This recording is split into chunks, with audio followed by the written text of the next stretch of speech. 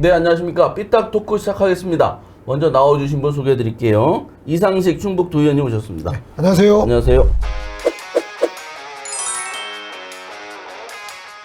손인섭 충북 뉴스 대표님 오셨습니다. 안녕하십니까.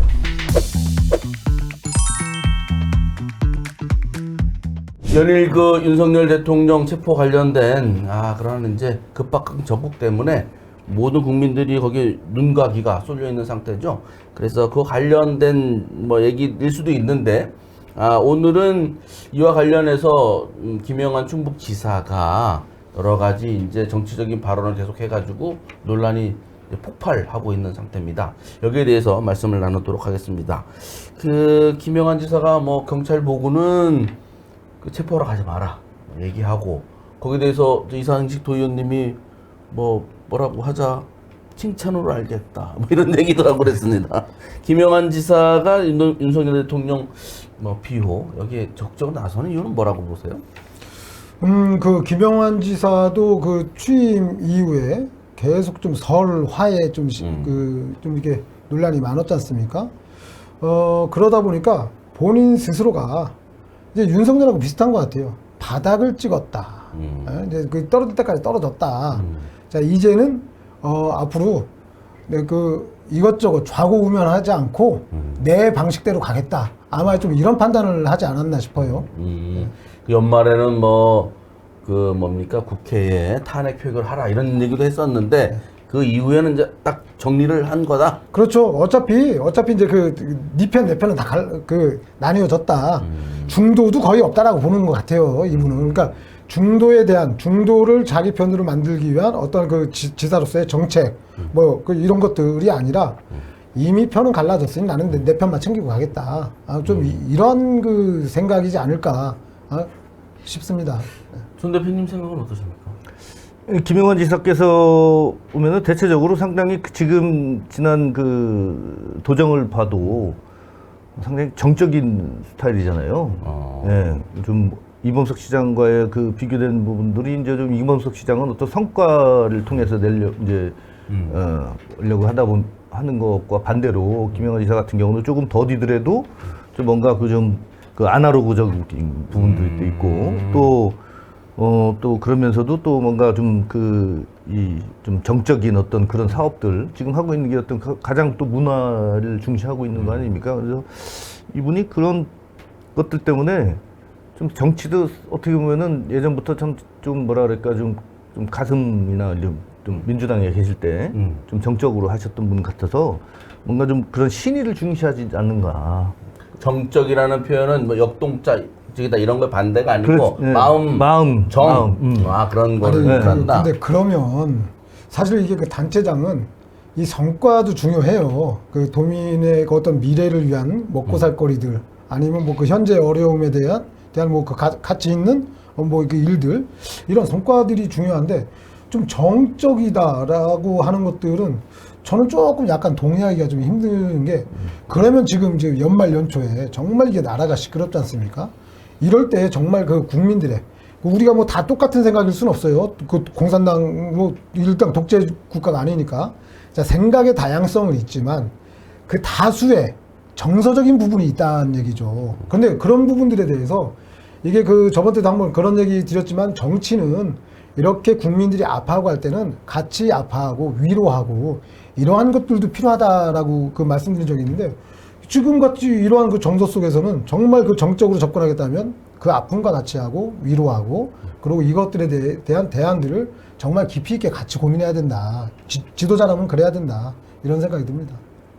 저는 지도자이기 전에 또 한 사람이 또 정치인이고 또 한 정당의 또 대표하는 도지사로서 또 그 당에서 배출한 대통령이 이런 어떤 또 한쪽에서 봤을 때는 또 어려움에 처해 있다 이런 것들에 대해서 본인이 뭔가 좀 그런 어떤 정적인 어떤 그런 안타까움 이런 것들을 표현하고 또 한편으로는 또 조금이라도 좀 힘이 돼줘야 되겠다 하는 그런 부분에서 SNS를 통해서나 행사에서의 그 멘트를 통해서나 이렇게 말씀이 좀 나오는데 그게 또 이제 어떻게 보면은 조금 더 받아들이는 분들한테는 조금 과하다. 라고 할 수도 있겠죠. 할 수도 있겠지만 그 정치적인 어떤 그런 이 본 생각으로 일단 뭐 어떤 그 노림수를 두거나 아니면은 자기 본인의 정치적인 어떤 입지를 위해서 이런 어떤 그 SNS에 글을 올리거나 말씀을 하시는 건 아닌 것 같아요. 네. 그런데 그래서입니까? 제가 보면 그 오늘 발표된 리얼미터 자치단체장 평가가 있어요. 거기 보니까 김영환 지사가 한 뭐 20몇 개월 만에 10등 안에 들었습니다. 9등을 했더라고요. 그래가지고 이 10등 안에 들어서 박수를 좀.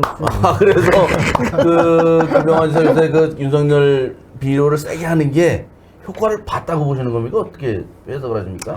요즘 그 여론조사가 조금 어떻게 보면은 보수가 결집하면서 좀 과표집된 분들도 있어요. 예. 뭐 우스갯소리도 뭐 손주들이 받을 거 할아버지 할머니가 대신 받아가지고 20대로 뭐 한다 뭐 이런 얘기도 있고 한데 전체적으로 지난번에 44% 정도 이게 9위한 게 보니까 네. CJB 여론조사랑 비슷하잖아요. 아, 그때도 아마 그 비슷하게 나왔어요. 예. 그러다 보니까 이제 좀 어느 정도 뭐는 그래도 좀 보수층을 지지해주지 않느냐.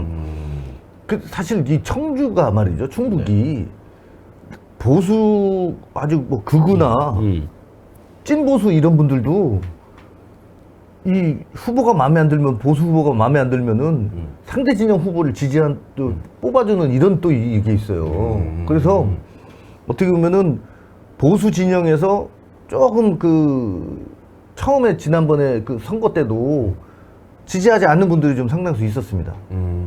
오히려 노영민 후보를 찍어주신 분들. 아, 그래요? 예. 그래서 좀 이 지사님 입장에서는 좀 뭔가 좀 보수층을 결집시킬 수 있는 어떤 그런 계기가 되지 않았나. 또 그런 보수층들이 이번 그 탄핵 정국에서 김영환 지사를 지지하는 어떤 계기가 되지 않았나.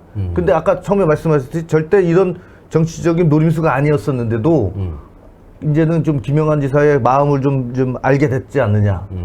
그런 그게 그 리얼미터 조사의 두 번째 시점이 김영환 지사가 구인사에서 대통령을 위해 기도해달라. 한 다음에 조사를 했더라고요. 두 번째 조사하는데.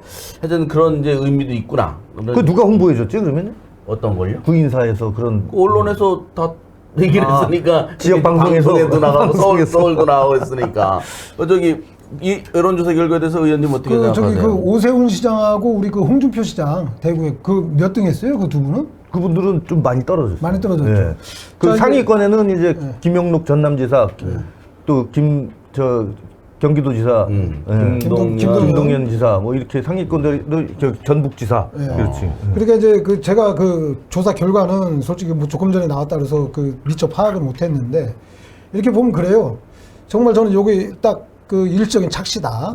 그리고 이것이 원점으로 돌아오는 데는 얼마 걸리지 않는다. 이제 이렇게 보고 자, 여기서 이제 좀 의미가 있는 거는 뭐냐면 그럼에도 불구하고 의미입니다. 사실 이제 아까 우리 손 대표님 말씀하신 것처럼 먼저 과표집의 문제 그리고 지금 여러 가지 어떤 이 상황 속에서 이 지금 그 체포의 문제, 탄핵의 문제 여기에 쏠려 있다 보니까 여론조사에 그 젊은층의 응답률이 거의 안 나와요. 예? 이제 이러한 어떤 그 여론조사 상의 문제는 뭐 차치하더라도 일단은 1, 2, 3위가 다 어쨌든 민주당 그 지사들이에요. 자, 여기에서의 또 하나 의미고 이제 오세훈 시장하고 홍준표 시장이 좀 이렇게 다소 그전보다 좀 떨어졌다라고 보는 거는 여기서는 보면은 이제 그 국민의힘 지지층에서도 보면 여기는 대권 후보죠. 자, 이제 그 대선이 열린다라고 보면 잠재적인 대권 후보기 때문에 여기에 대한 약간의 경계심. 이런 것들은 좀 양쪽에서도 있을 수 있겠다. 그러다 보니까 김영환 지사가 좀 반사이익을 얻는 측면들이 있었고 그리고 이제 그 손 대표님 말씀하신 것처럼 그 지지층의 결집도 좀 일부 있었다고 보여집니다. 사실은 지금 왜냐면 완벽하게 전국 자체가 정치 현상이 딱 편가르기가 돼 있는 상태거든요. 자, 이 상태에서 한쪽 편을 일방적으로 더 적극적으로 들었을 때 지지층은 쏠리게 돼 있죠. 그래서 일시적인 그 지지층 그 결집은 있었다라고 보여집니다.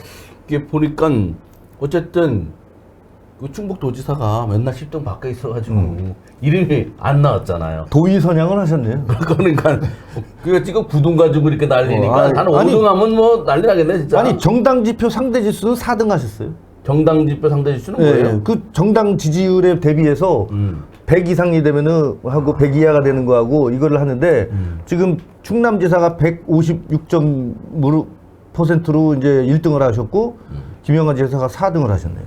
자, 그러니까 그러니까 김영환 지사가 그 아까도 얘기한 것처럼 뭔가 이제 그 도지사 단체장으로서의 어떤 성과나 이런 것들로 이제 그 도민들한테 그 이제 그 다가갔을 때 그때 이제 얻어지는 점수는 저는 굉장히 큰 의미가 있다고 보여지는데 지금 이게 정치적인 현상에 그 약간 기댄 거라서 사실 오래 가지 않는다. 이 정치적인 이슈가 끝나고 나면 이것도 또 물거품처럼 또 이제 사라지지 않을까 하는 좀 우려감은 없잖아 있다. 이런 말씀 드리겠습니다. 김영환 지사 그만두라고 하셨는데 이렇게 점수가 올라가서 오히려 더 활발하게 SNS 활동하는 거 아닙니까? 아니 뭐 이제 근데 아니 우리 그 저기 그 윤석열 씨 보세요. 그 SNS 유튜브보다 이렇게 아직 지금 이제 폭망한 건데 우리 김영환 지사도 정말로 이제 그 SNS 그리고 이제 어느 한쪽에 편가르기식의 그러한 도정이 아니라 정말 도민 전체를 좀 아울러서 볼 수 있는 그러한 좀 그 지도자가 됐으면 좋겠다라는 말을 좀 처음 드리겠습니다. 그런데 이제 오송 참사 사건에서 김영환 지사는 불기소됐습니다. 그리고 이제 며칠 후에 막 이렇게 윤석열 대통령 관련된 SNS 활동을 통해서 논란이 막 불거졌거든요.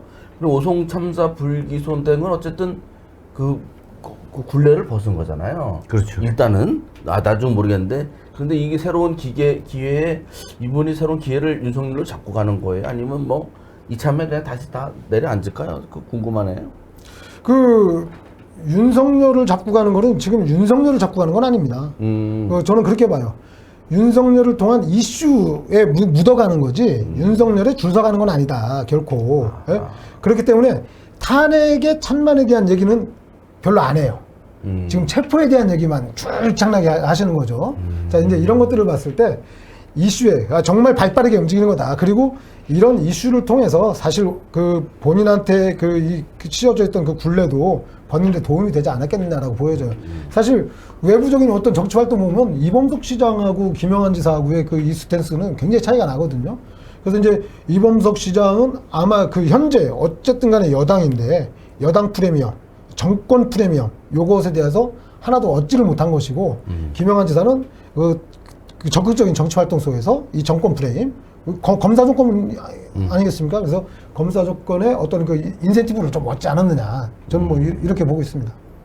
그 오송 참사 불기소 이후에 그 정치적 행보나 이런 데 대해서 손 대표는 어떻게 보십니까? 오송 참사 불기소건이 어떤 뭐 좀 약간의 좀 뭐 이렇게 본인의 그 입지에 있어서 좀 풀렸다고 생각은 하시겠지만 뭐 이게 무슨 컨텐츠가 되는 그런 계기는 아니고 제가 봤을 때는 그 국민의힘 시도지사 협의회 회장을 맡으시고 나서 그 지금 당이 비대위 체제이기 때문에 당의 지도력이나 리더십이 사실 좀 약하지 않습니까? 네. 그리고 그 비대위원장을 맡으신 권영세 의원께서도 사실 대표를 해보신 경험이 없으신 분이고 좀 어떻게 보면 관리형 그 대표 비대위 체제니까 좀 이럴 때 시도지사들이 또 더군다나 그 시도지사 협의회 안에 대권 가장 유망한 대권 후보가 2명이나 계시잖아요. 오세훈 시장하고 홍준표 시장하고.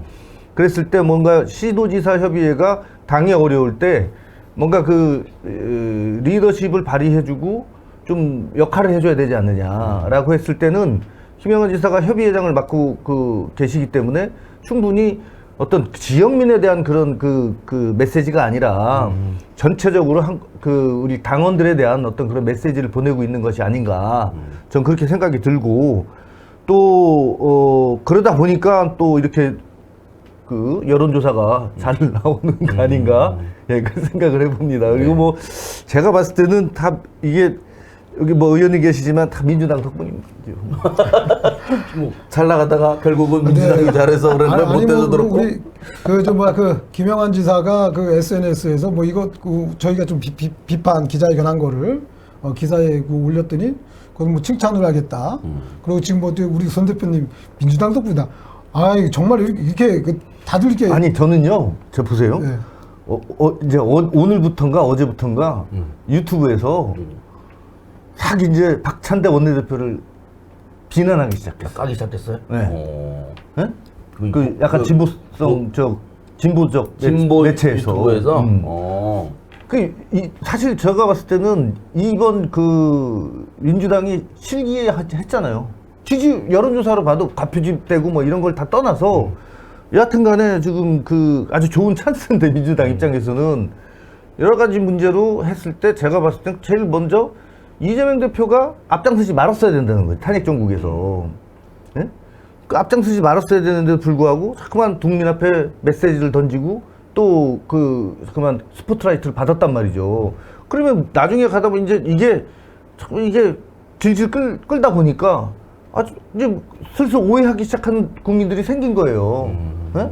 대권에 욕심이 있어서 빨리 하고 싶어서 그런가 뭐 행여나 뭐 본인의 어떤 이런 사법 리스크를 해소하기 위해서 한다. 그 제가 봤을 때는 원내 지도부한테 맡기고 뒤로 빠져 있었어야 되는 거예요. 예? 근데 잠깐만 메시지를 내시잖아요. 난 그래서 이런 부분들이 오히려 더 지금 그 민주당 입장에서 정권을 찾아올 수 있는 그런 계기를 자꾸 기회들을 놓치고 있다. 저는 그렇게 생각합니다. 이게 그 구국민의힘도 이제 그 권영세 비대위원장, 그리고 이제 저희 당은 이제 이재명 대표, 이게 양쪽에 이제 대표거든요. 대표의 역할들이 있어요. 대표가 던져야 되는, 그 국민들한테 던져야 되는 메시지가 있거든요. 그렇다고 뭐 대표들이 함구하고 있을 수 없는 것이고, 그러니까 그 역할을 하신 거다. 그리고 사실은 그 역할을 조금 소분해서 좀 나누어서 그 분담을 해줄 수 있는 게 이제 원내대표인데, 권성동 원내대표는 뭐 이제 뭐 적극적인 방어 속에서 좀 상식에 어긋난다고 하지만 적극적으로 하죠.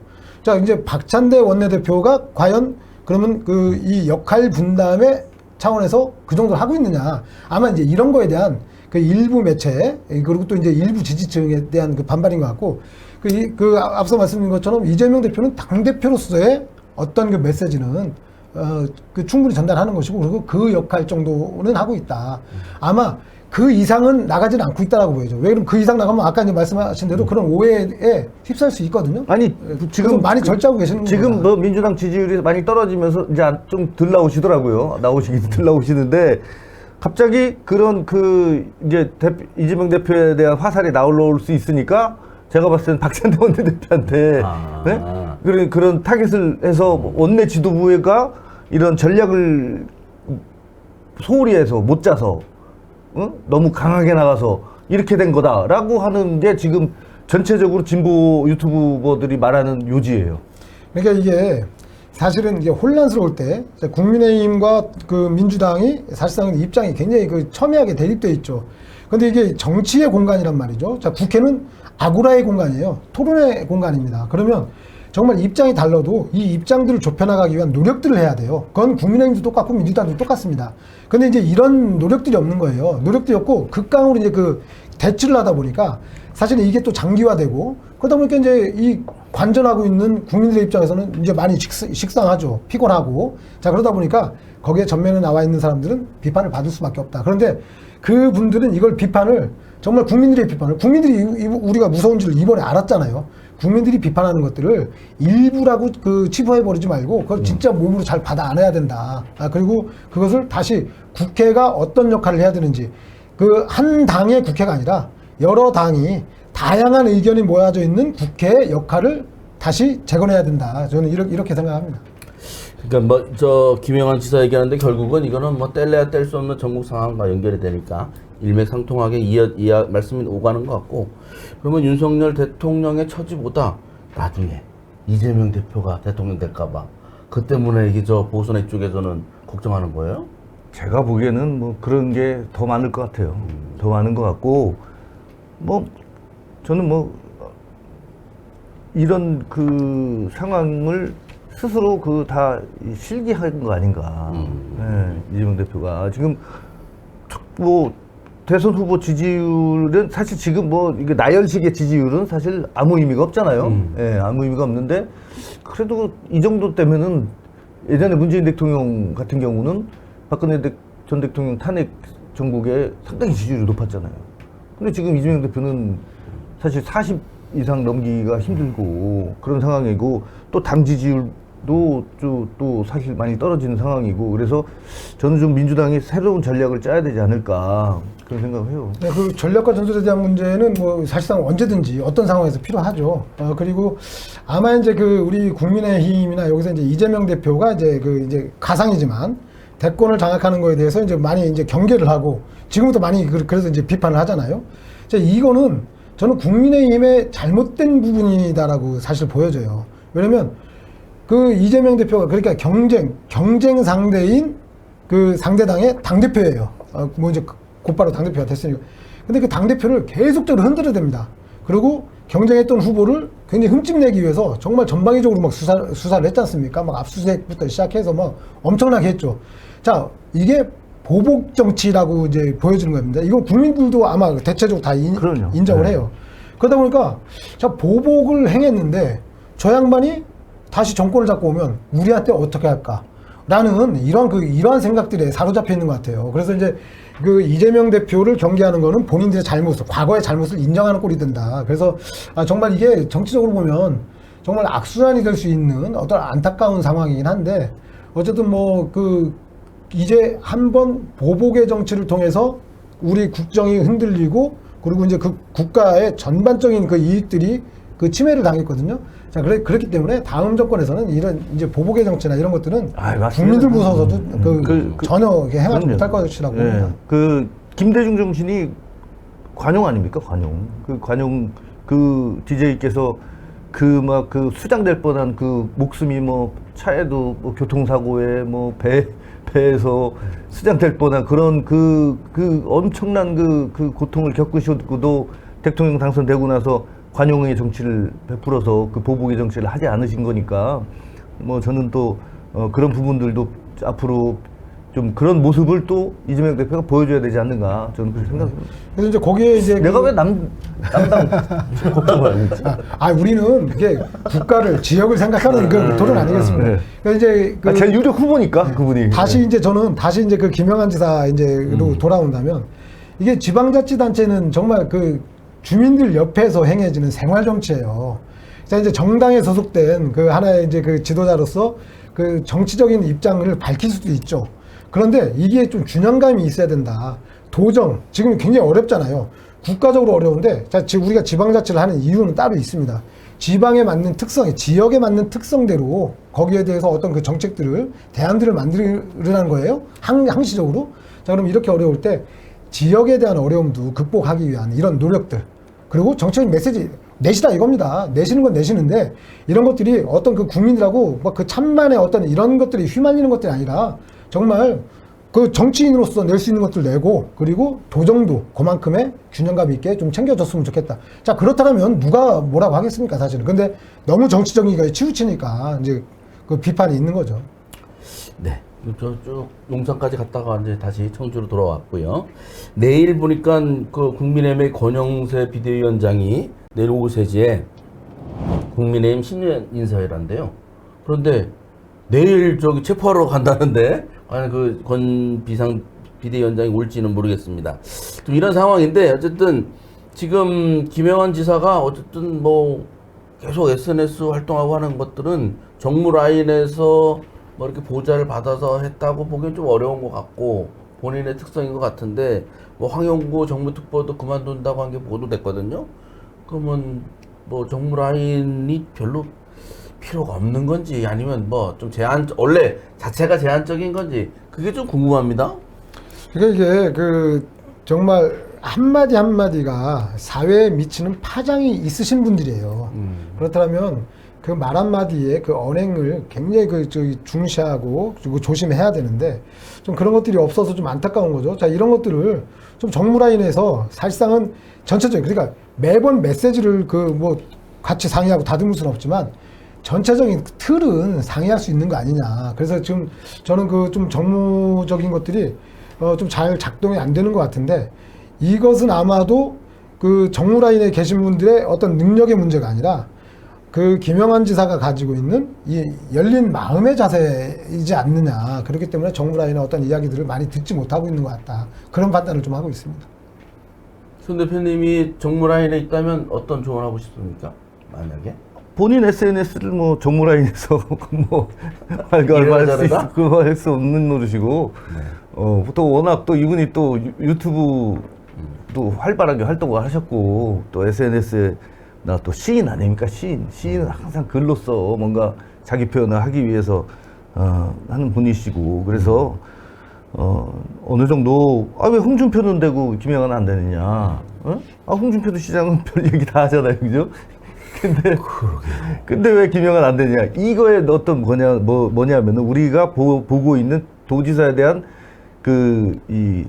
뭔가 좀 정형화된 어떤 이 바라봄 이런 것들이 너무 정형화돼 있지 않는가. 그러니까 홍준표는 대구시장이지만 대통령 후보도 됐고 후보 나오고 했으니까 좀 대통령감으로 인지하는 거고 충북지사는 거기까지 못 미친다고 보는 건가요?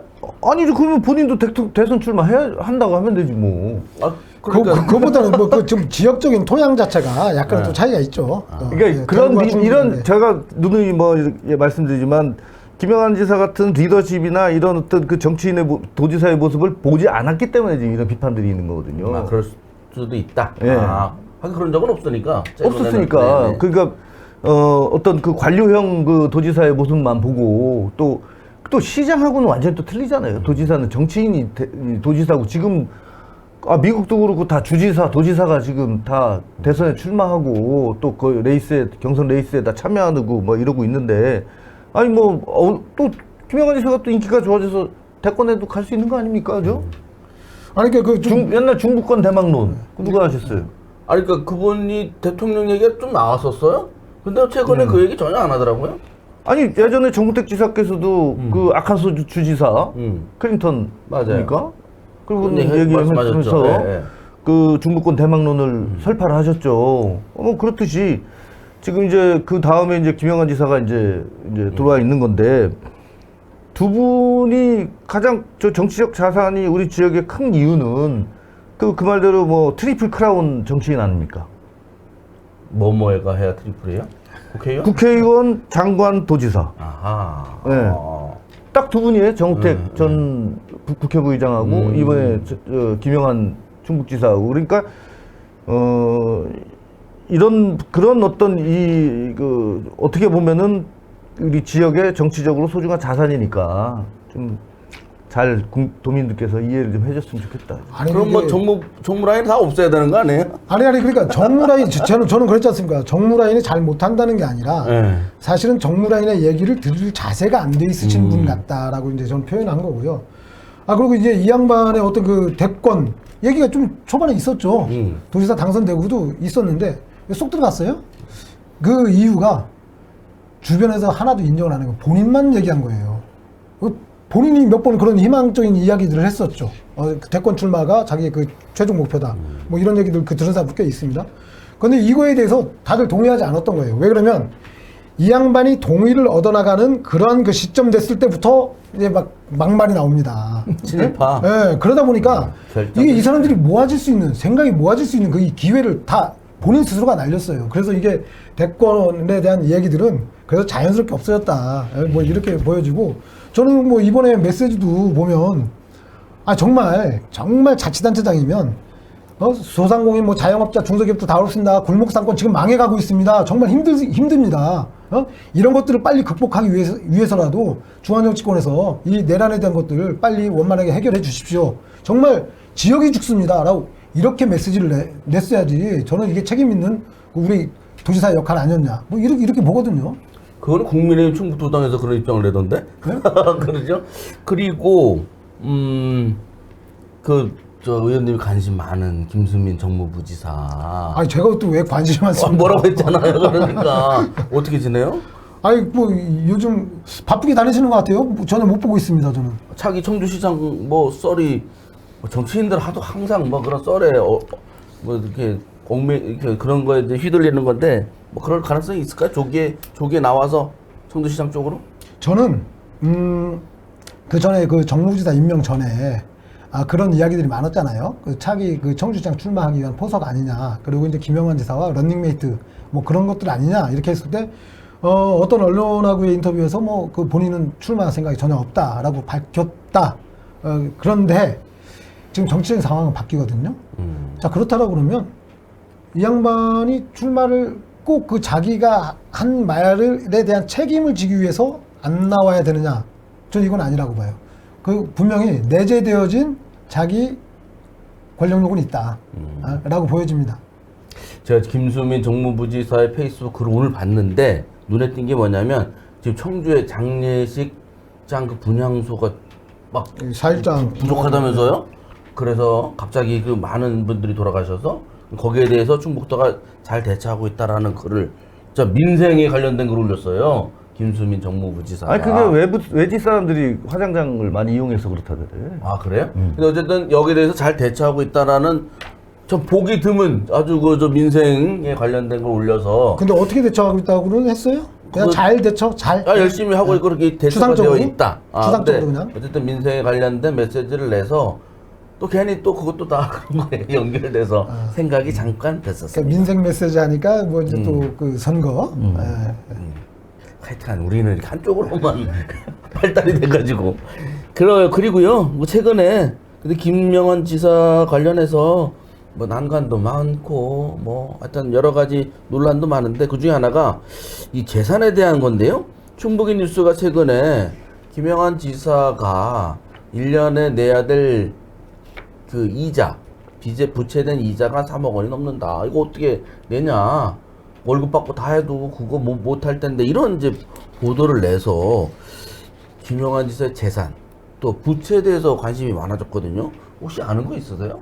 모르는데요. 네. 아니 그 전에도 여기서도 뭐 우리가 한번 얘기 나누지 않았습니까? 그 이제 그 작년에 그 시끄러웠던 업자한테서 빌린 30억 그 이자 뭐 잘 내고 있다 4.2%였나요? 4.5%였나요? 4.5%. 네, 그렇게 내고 있다고 했는데 사실 그 이자만 내도 한 달치 급여가 다 나가요. 근데 그 양반이 지금 갖고 있는 게 그 부채만 지금 70몇억이라는 거 아니에요? 그러면 근데 나머지 것은 뭐 그다음에 뭐 그 저기 뭐 서울 집을 팔아서 뭐 판 돈으로 추후에 갚기로 했다라고 뭐 이렇게 해도 현재 나가는 이자만 해도 정말 생활이 안 될 것 같거든요. 근데 그 저도 보도를 봤는데 뭐 정확한 수치까지는 다 기억이 안 나지만 어쨌든 그 김영환 지사 부인도 또 이제 또 부채가 있어요. 자 그리고 이제 그 둘이서 같이 수입이 뭐 다 해봤자 뭐 임대 수입 뭐 이거 다 포함해도 그 1억 6천 정도 된다는 거고요. 그러면 도저히 안 된다. 수입 가지고는 이자의 한 절반 정도밖에 안 된다. 그러면 어떻게 생활하는지 정말 저도 좀 생각이 많아집니다. 그래서 혹시 밤에 잠 못 이루고 자꾸 SNS를 하시는 건데 이게 지금 이 법인에서 대여를 해준 거잖아요. 네. 그러니까 법인 재무제표를 보면 나오겠죠. 일단 그리고 거기에 대해서 그 뭐 법인에서 어떤 그 뭐가 잘못된 게 있으면은 세무서에서 가만히 있겠습니까, 그죠? 그리고 이번 그 연말에 이제 그 지난 연말 네. 그걸 기준으로 해가지고 또 이제 재산 공개를 그렇죠. 해야 되니까 네. 그때 이제 아마 그 정확한 소명을 하지 않을까 그렇게 생각이 되고요. 그리고 이제 이게 사실 지난번에도 그 말씀드렸지만은 그 북촌의 그 한옥이 상당히 가치가 올라가고 있는 상황이니까 다만 지금 그 부동산 경기가 좋지 않아서 지금 어떤 그 매매가 원활하지 못하고 또 본인이 그런 얘기를 못 하잖아요. 어디 가서 이거 사달라고 할 수는 없잖아요. 그런데 아마 이제 좀 부동산 경기가 괜찮아지면 좀 그 매매를 하기 위한 어떤 그런 그걸 하지 않으실까 그렇게 생각을 합니다. 자, 이게 그 업자한테 이제 빌린 돈은 아마 경찰에서 뭐 그 수사를 하고 있는 네. 거죠. 뭐 지지부진하게 하지만 아마 시민단체에서 고발해서 이제 수사 중일 텐데, 그것은 뭐 이제 수사 결과가 나오면 알 거고요. 그런데 이제 그 사이에 이제 의혹들이 자꾸 증폭이 되니까 이자를 그러니까 내가 내고 있다라는 것들을 김 지사가 증명을 해주면 돼요. 그럼 수사기관에 하고 있죠. 아니, 그 이제 본인들이 우리 도민들이 자꾸 막 이제 설왕설래 그리고 막 이 얘기 저 얘기 막 자꾸 그러니까 그 말이 또 뭐 시가 돼서 또 뭐 더 커지고 하니까 본인이 그냥 공개적으로 한번 해명하면 정말 깔끔하게 없어질 것 같고요. 그리고 이제 그 서울 이제 그 북촌 한옥 같은 경우에도 그 집 자체에 빚이 꽤 있어요. 자, 그러면 이게 만약에 이제 부동산이 다음에 팔려. 그러면 요거 거기에 딸린 빚을 다 갚고요. 자, 그동안에 뭐 이자 못 낸 거, 그 팔리고 나면 다 납부한다고 그랬으니까 이자 내고. 그럼 아마 그것도 안 남을 거예요. 예?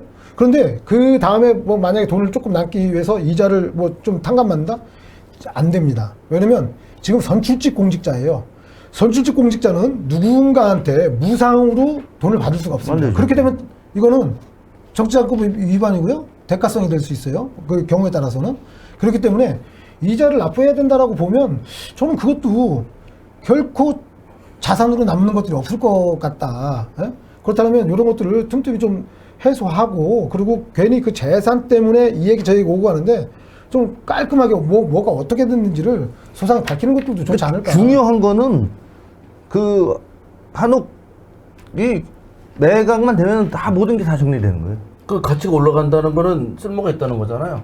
지금 그 땅은 지난번에 말씀드렸지만 서울시에서 지구단위 계획을 지금 수립하고 있고 그리고 또 그 다른 주변은 다 단독주택 용지인데 여기는 근생 용지로 돼 있기 때문에 누가 스타벅스 살라고 했는데 거기 한옥이라 외국 브랜드가 못 들어와가지고 예, 그래서 안 되는 거 아닙니까? 그러니까 그게 이제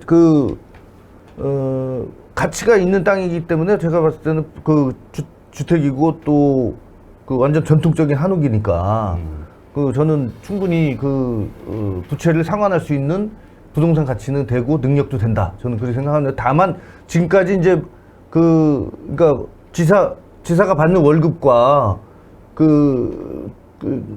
이자하고 그게 이제 좀 차이가 난다 이 얘기겠죠. 이제 그 부분에 대해서는 제가 봤을 때는 충분히 재산 공개에서 소명이 될 거라고 생각을 합니다. 그러니까 이게 남의 재산 가지고 뭐 우리가 뭐 이렇게 이렇고 저렇고 얘기할 건 없어요. 사실은 빚을 져도 이거는 뭐 우리 도민들이 같이 나눠줘야 될 빚은 아니거든요. 그 개인의 빚이지. 그렇기 때문에 재산에 대해서 자꾸 뭐 이야기할 것들은 없는데 그런데 이제 만약에 생활이 안 된다라고 보면 정말 빚에 눌려서 생활이 안 된다라고 보면 어떤 그 인허가권을 가지고 있는 단체장으로서 혹시라도 또 다른 생각을 하지 않을까. 뭐 이게 이러한 우려감 때문인 거죠, 사실은. 네, 그래서 근데 지금 그러한 워낙 우려감들을 보는 눈이 막아서 많고 또 웬만한 인허가는 다 시로 다 이관이 돼 있기 때문에 시군으로 있겠어요? 김남규 기자 때문에 뭐.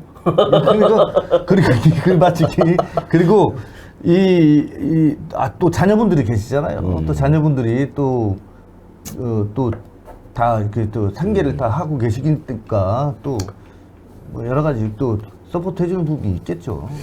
뭐 제가 듣기로도 김영환 지사 부부의 생활은 검소하다고 하더라고요. 뭐 그 사모가 명품 가방을 갖고 다니거나 뭐 머플러를 뭐 되게 비싼 거를 하거나 이렇지는 않더라라는 얘기를 이제 들은 적이 있는데 어쨌든 공인이기 때문에 공인의 재산 문제가 자꾸 이렇게 관심을 되면 결국 본인한테도 안 좋으니까 좀 되도록이면 깔끔하게 정리됐으면 싶고 그 업자로부터 30억 원 빌린 거는 충북 경찰청이 알아보니까 법률 검토 중이라고 합니다. 법률 검토를 도대체 언제까지 하는 건지 뭐 여기도 한 2년 걸리는 거예요? 오송잠사처럼. 그래서 마지막으로 또 새해도 됐고 뭐 충고든 덕담이든 한 말씀씩 김영환 지사에게 한번 해보실 수 있을까요? 먼저 하십시오. 저는 이 재산 부분에 대해서는 충분히 해명이 가능한 부분이고 그리고 부동산의 매각만 되면은 다 해결이 가능한 거다. 그래서 조금 시간을 가져주셨으면 좋겠다 이 말씀을 또 드리고 싶고요. 앞으로 보면 충북 도정이 지금 GDP 대비 뭐 이런 여러 가지 조금 떨어진 결과가 나왔지 않습니까? 근데 아마 하이닉스 매출이 역대 최고 HBM 매출 때문에 역대 최고고 아마 해서 올해 충북도 경제 상황 컨디션은 상당히 좋아질 것이고 지금 또 1년에 어떤 전체 출산율로 해서 오늘 충북이 1위 했다는 거 아닙니까? 기사로 나왔을 때 청주도 상당히 출산율이 높고 진천도는 상당히 더 높아졌고 또 여러 가지 또 도정에 추진하는 부분들에 있어서 이제 성과가 보여지고 있기 때문에 이제 도민들께서 좀 상반기 지나면은 좀 더 김영환 지사에 대한 평가가 또 더 좋아질 것이라고 저는 생각을 합니다. 그 종로라인에 진짜 가셨어야 되는 거 아니에요? 네. 그러니까 오늘 이렇게 대화를 하면서도 보면 정말 차분하게 냉철하게 그렇게 또 이제 또 칭찬할 거 칭찬하고 비판할 것들은 또 비판하면서 아마 그 도의 뭐 그 정부적인 역할을 하면 균형감 있게 잘 해주실 것 같다는 뭐 그런 생각이 듭니다. 그리고 뭐 반복해서 말씀드리지만 그 김영한 지사의 재산이 어떻고 뭐 빚이 많고 적고는 정말 관심은 없습니다. 그런데 이제 그것이 자칫해서 뭔가 그 도정에 영향을 미치는 그 상황이 생기면, 그러니까 지난해 그 업자로부터 이제 빌린 것도 어렵다 보니까 빌린 거 아니겠습니까? 그러다 보니까 그게 대가성이 있느냐 없느냐 자꾸 이러면서 굉장히 우리가 논란이 되지 않아도 될 일들이 생기는 거잖아요. 그러면서 이제 좀 소모적인 논쟁이 일어나니까 이런 것들에 대해서 좀 저희가 얘기를 한 것뿐이고, 그 반복돼서 또 말씀드리지만 정말 정말 어렵습니다, 지금. 정말 지금 자영업자들 그 비명 소리가요. 정말 그 현장에 나가서 들어보시면 정말 상상을 초월할 정도입니다. 그렇기 때문에 좀 그 지방자치단체 장으로서 정치보다는 사실은 좀 지역의 현안들, 이 어려운 우리 서민들의 먹고 사는 문제에 대해서 좀 많은 관심을 가져주시길 좀 당부드리겠습니다. 네, 알겠습니다. 김영한 지사님, 이거 보고 또 칭찬으로 알겠다 이러지 말고 좀 진지하게 들어주셨으면 좋겠습니다. 네, 오늘 고맙습니다.